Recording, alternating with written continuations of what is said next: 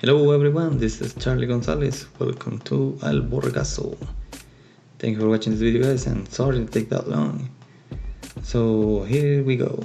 So let's start with the paints that I use for this project. These are called the Model Color and they are from Vallejo. I got these ones at Hobby Lobby. I think I paid like about $3.99 each. And I like them because they are ready to use. I mean, you just put some of that and they come in these little bottles and you can use they have like little drops that you can mix really easy. This one is the black one. This is just flat black.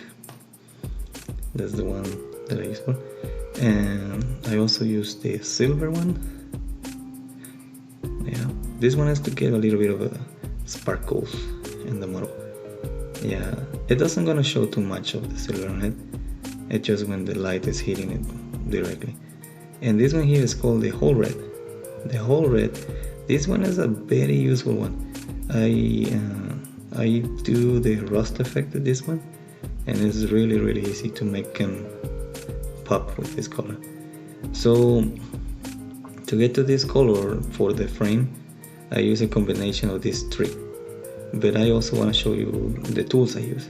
So these three brushes, I got them at Hobbytown, USA. They were about $4, I think, and they were not that expensive, but they're really good. The package came with these three, and it has a flat one, it has a medium one, it has a small one. And this small one I cut it myself. I cut it with a craft knife to paint small detail in the models, like eyes or even the pilots. I use it a lot with the pilots. And yeah, what you do is just go around with the craft knife very carefully until it's thin as you want it. And also I use this this is just wax paper. I just got it from the kitchen, cut it around to fit these plastic containers I got also at Hobby Lobby. Yeah, they're very handy. I think I paid like $4 for it. So what you do is with these paints, because they're acrylics, they tend to dry really fast. So you just wet that wax paper so you have a little more time with the paint. Also some paper towels. Don't forget the paper towels, they're always handy. And yeah, so for this color, which is the whole frame, I paint the whole frame with this color. It's more or less like irony, like rusty iron, and a little bit of shine on it. I used a combination of the three of them. So what I did, I mixed 3 drops of the black one. I'm gonna 3 drops. Let me see. Yeah, oh yeah, 3 drops. So we just put the 3 drops in there. Oh yeah, always wipe the tips because it will help you to avoid messes. Then I put 2 drops of the silver. Then 2 drops. Remember to wipe. And then I use 1.5 drops of the whole red. I always do half of the black because I like the color to be more on the dark side. But if you want it to look more rusted, just put a little more of the red whole. You can look like the same as the black one, and it will come out really rusty. Okay, so just give it a good mix and start painting. I only did 1 coat of this mix, and I think it looks okay. I don't know if it's because of the 3 paints on it, but to me it doesn't need more coats. I mean, you can do more if you want, but that's up to you. Here's how it looks when it's done, when it's dry. Notice that the color went from that gray plastic they came from to a more blackish irony color. and it's a little more flat than the one. Here's another example. Look, this one is like super shiny and right away looks like plastic, and the other one looks like it's apart from another thing. Look, this one looks, to me it looks like metal, but maybe it's because I'm doing this. But well, that's how it looks when it has paint, when it doesn't have. You can skip these, but I mean, I recommend it to do if you want to go for the whole look. And yeah, alright, so let's take another look here. Yeah, I think it came out great. Alright, so let's continue. I already have some mix here, and this one's going to be for the actual weathering on the armor. So what you do, or what I do, is just grab my flat one and just put a little bit of the paint on one of the corners, and just take a little bit of it, and then just wherever you find a ledge or something coming out, from there to down, just going down, just go down. This is gonna create the streak marks as you see when those streak marks going down.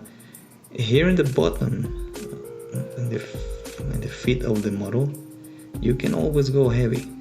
You cannot go wrong going heavy in the bottom, because the rule says go super heavy in the bottom and work your way up just lighter, because the feet and the legs are where the most of the weathering happens. So notice here I'm doing the same thing, but on the edges of the piece. You always could, if you find like a panel line, or you can just put a little bit on the separation and just pull it down, so it looks like the grind is coming from there. That's a nice effect, and the streak goes down. And just keep just keep going around with your model and just keep doing that. You can go heavy places like under the thrusters, or where it's supposed to, because weathering happens and then from weathering it goes out. But in some places like this one here, it's just gonna stay there forever, because it's supposed to. I don't know. But yeah, just put a little bit. I always put a little bit on the exhaust and those vents that look like it's been, in action. So yeah, just with this technique, it's pretty simple in reality. It's just go around the model. So wherever you find like this, it has like a flat surface, I always put a little bit on the edge and just go down and down and down. Always go down. Okay, in this part, look in this part, I'm tapping the piece, and what this does is it creates a little bit of a texture on it. So, and it looks, this part is just putting the black stuff, but when you put the rust on it, it looks like the rust is actually eating on the metal. It's a nice effect, I like it. You learn these little tricks on the way, on the go, I mean, there is not a guide to do this. And I cannot tell you how much to put. That is something you have to decide. But yeah, and just keep around, just go around each piece and until you feel it's good. Just put some on the metal supposed to be parts in the frame. And I always put a little bit on the hoses. Oh, by the way, the hoses and all the hydraulics, I paint them before put this stuff. I painted with the silver. Just the part where it's supposed to be like chrome or something like that, I just use the silver for those parts. Alright guys, so basically just go around your model doing this. Every ledge you find, just you remember, just pull down and it will look nice. So here's my favorite part. This is where I put the rust effects. Yeah. So notice I just put the paint in there. I don't mix it with anything, just straight up out of the bottle. I love those paints. I think they're really good, and I love them. Alright, so basically what you're gonna do, again, just get a little bit of the paint. In this case for the rust, you can leave a little more paint on the brush, so the rust is like the predominant color on top of the black stuff. Yeah, just grab your brush, and wherever you have put the black stuff, you can add some of the rust on it, and it's guaranteed it look great. I mean, it's very effective. It looks like actually it's happening there, like this rust actually happening in that part when it has the black paint under and the rust paint on top. And this is basically what I do. And again, it depends on how much rust you want it on the model. You can just leave it with the black stuff and it's gonna look like it's like grease or grime or straight up dirt. But if you add the rust on top of it, it's gonna look like it's actually damage it caused to the model, and then it started to rust. It all depends on what you want to do, but to me this look is really cool. I like it a lot. Alright, so yeah, just keep going around, and you can also do tricks with the rust effect, because sometimes when if you see and you see metal on the outside, sometimes you see like it has those rust streaks going down as well, and you can also do that here. I mean use it as you want it.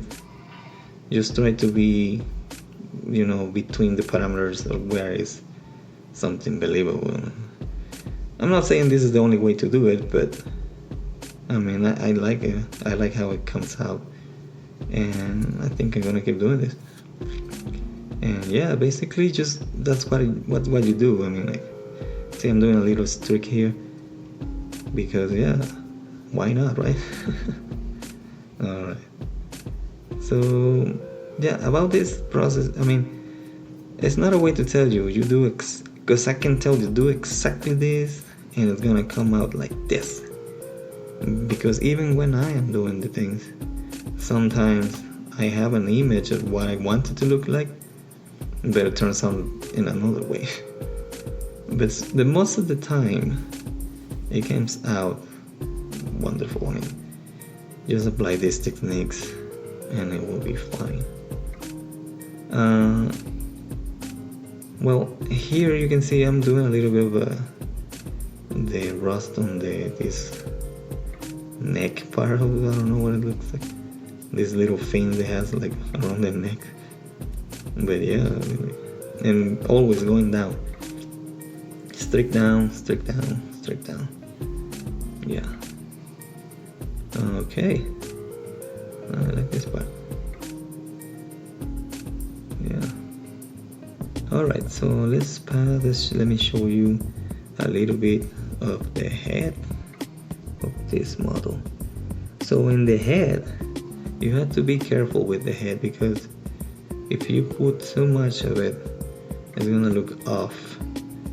So with the head, I always do like tiny little streaks in the on the parts like in the outside of the head.